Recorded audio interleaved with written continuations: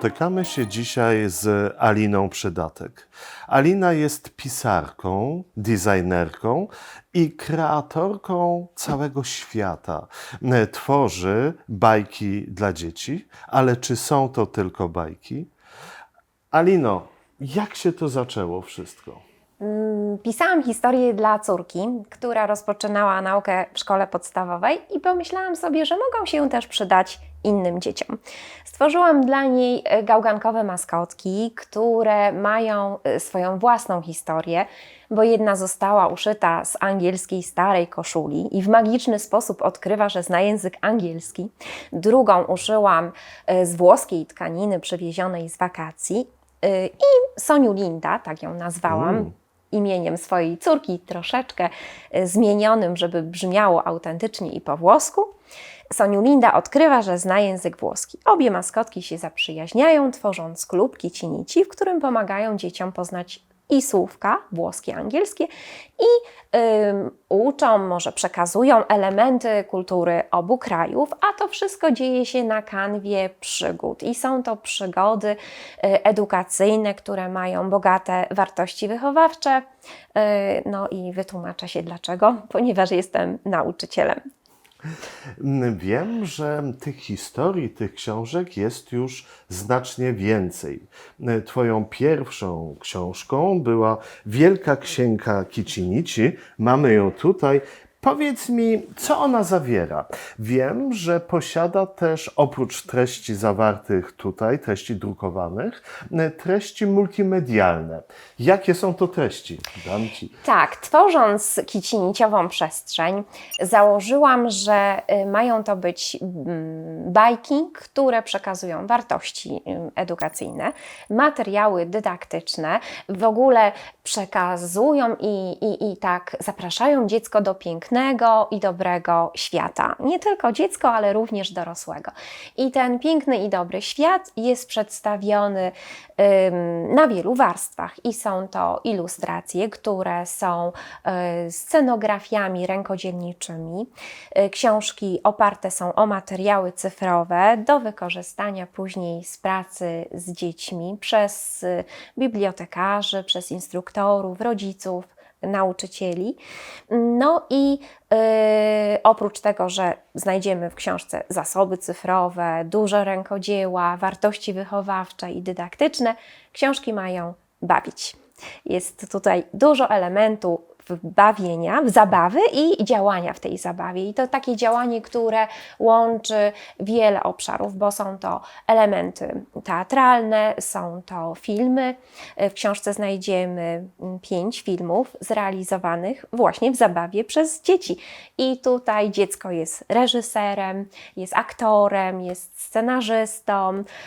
Każdy z tych projektów jest wyzwaniem do działania. Tak, aby czytelnik mógł również odkryć w sobie prawdziwego artystę. Ale tak zupełnie technicznie. Widzę tutaj następną Twoją piękną książkę, Kiciotopia. Kiciotopia. Kiciotopia. Mówiłaś, że czytelnik, że rodzic ma dostęp, bibliotekarz. Jesteśmy w tej chwili w pięknej bibliotece w Żorach. Wiem, że w tej bibliotece bardzo często spotykasz się ze swoimi czytelnikami i widzę właśnie takie kody. Czy to są typowe QR-kody? Jak Tak. one działają w Twojej książce? W Kiciotopii znajdziemy 2 typy takich materiałów. Są materiały w lubkach, które przedstawiają, w jaki sposób tworzyłam scenografię do ilustracji.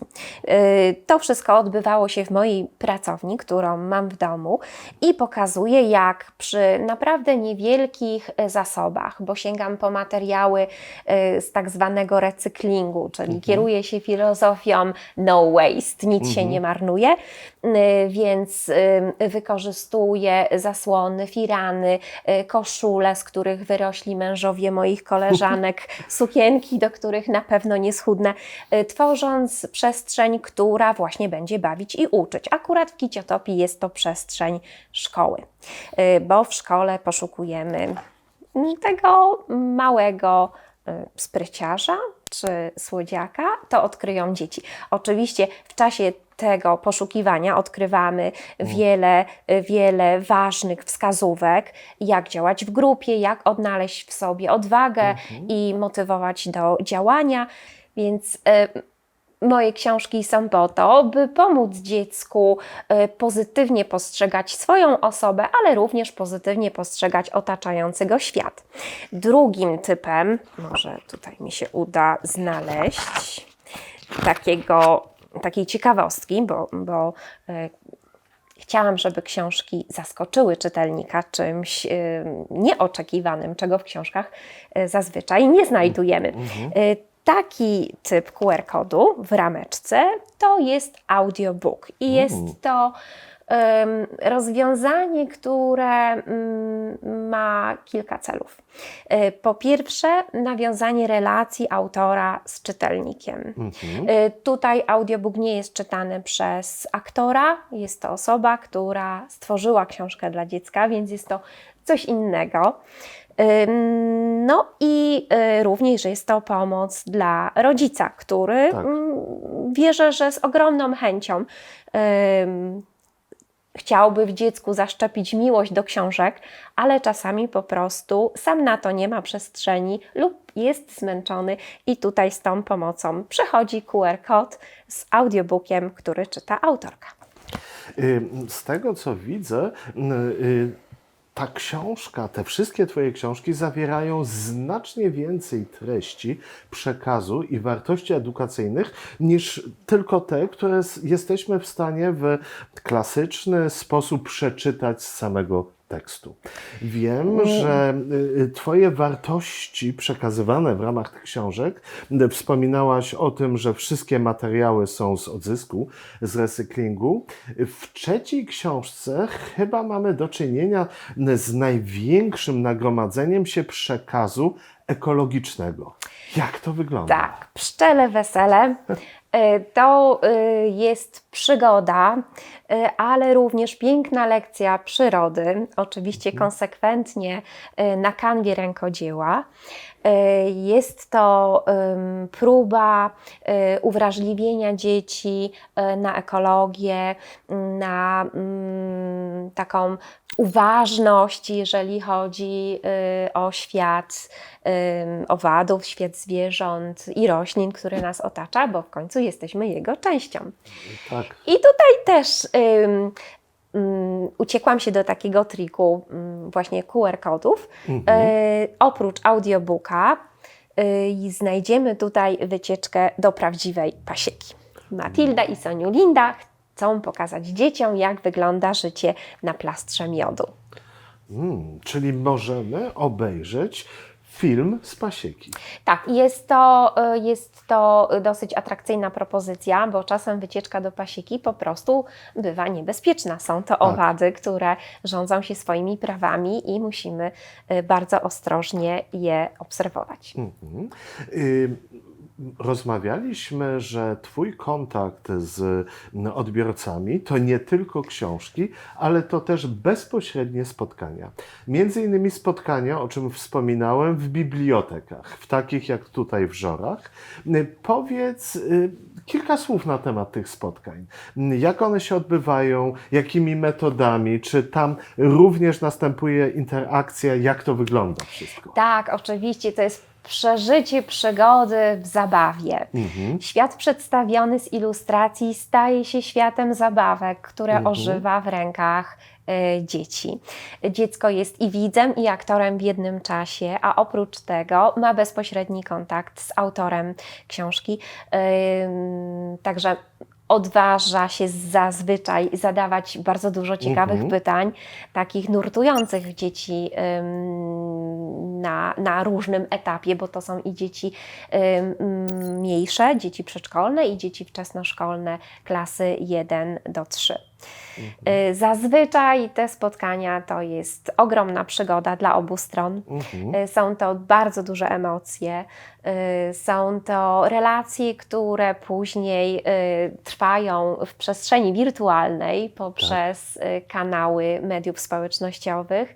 I co jest bardzo miłe, otrzymuję masę zdjęć, gdzie rodzice pokazują, jak dzieci kreatywnie działają z materiałami już w domu, beze mnie. Także tu przygoda z książką zaczyna się od tekstu, przechodzi przez działanie, a później wszystkie wartości utrwalane są w opartych o treści działaniach artystycznych. Bardzo. Jest to niezwykle wielopłaszczyznowe działanie, gdzie punkt wyjścia książki rozwija się na inne media, na inne działania edukacyjne. Wiem, że Twoja głowa jest pełna pomysłów, że te 3 książki to absolutnie nie wszystko, z czym chciałabyś się podzielić z odbiorcami, ze światem. Jakie są Twoje dalsze plany? Czy coś już powstaje? Tak, mogę zdradzić tytuł następnej książki. Każdy może ocalić morze. Zabieram czytelnika i jego rodziców pod wodę na przepiękne rafy koralowe, gdzie przypadkiem znajduje się potwór. Czyli treści ekologiczne. Treści ekologiczne, bardzo szeroko pojęte, ale również warstwa wychowawcza, wezwanie do działania i właściwie jest to moja pierwsza książka, która odnosi się również do mediów społecznościowych, ponieważ w treści moje gałgankowe przewodniczki po świecie bajki tworzą w mediach wydarzenie, ponieważ nie są w stanie z potworem zmierzyć się same i potrzebują wsparcia, wierzą, że to wydarzenie zmieni wszystko. I tak naprawdę się dzieje. Tworzą wydarzenie, każdy może ocalić morze. I to wydarzenie z tym ogromnym potencjałem wielu głów, wielu rąk, wielu pomysłów przekłada się na to, że potwór, który jest łatą śmieci i odpadów, dryfujący po morzach, jest złapany. Może nie będę zdradzać szczegółów, co się dalej z nim dzieje. Absolutnie nie, ponieważ Twoi odbiorcy muszą czekać z utęsknieniem. Na pewno w tej książce będą również multimedia. Tak. To też przewidziałaś. Tak. Nie będę zdradzać jakie, bo staram się, żeby każda z tych książek zaskoczyła czytelnika czymś zupełnie nowym. W takim razie ja osobiście już nie mogę się doczekać Twojej najnowszej książki i chciałem Ci bardzo serdecznie podziękować za rozmowę i życzyć, żeby następne wiele książek powstawało w kolejnych latach. Tak interesujących, tak ciekawych, tak bardzo szeroko obejmujących wiele tematów edukacyjnych i tak szeroko podchodzących również do interakcji i do multimedia. Serdecznie dziękuję. Dziękuję bardzo.